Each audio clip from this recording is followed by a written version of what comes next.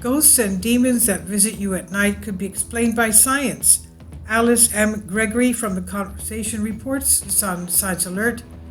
If you believe in the paranormal, you might not be surprised if you hear stories of deceased loved ones appearing during the night, huge explosions heard just as someone is drifting off with no obvious cause, and other peculiar occurrences.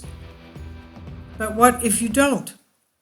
My interest in the paranormal started with an impromptu coffee with a colleague, Chris French, who researches reports of paranormal experiences.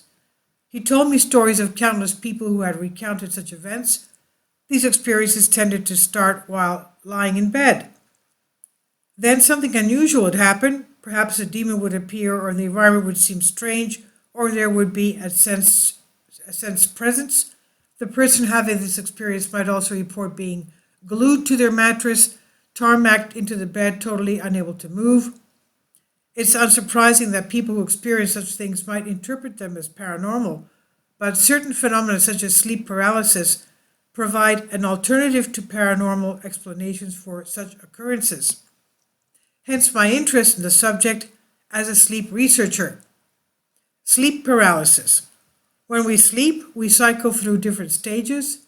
We start the night in non-rapid eye movement NREM sleep, which gets progressively deeper.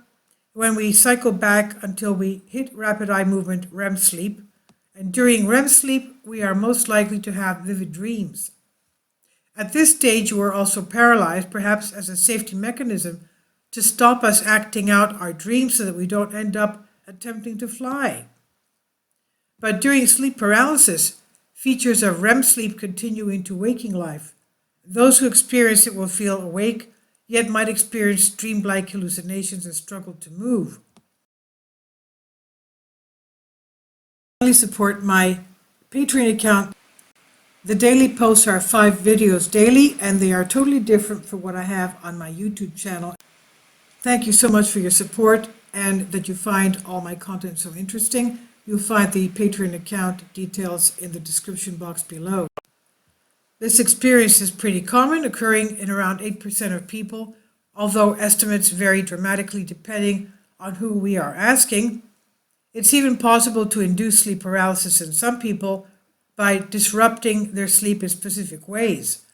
Certain researchers, French among them, believe that this explains a huge number of paranormal accounts. Information about sleep paralysis is finally seeping into public awareness, but we now need to understand more about this common complaint. Our preliminary work, which I recount in my book Nodding Off, The Science of Sleep from Cradle to Grave, hints at possible genetic and environmental explanations for why some people are more likely than others to experience sleep paralysis. This now needs to be replicated using much larger samples.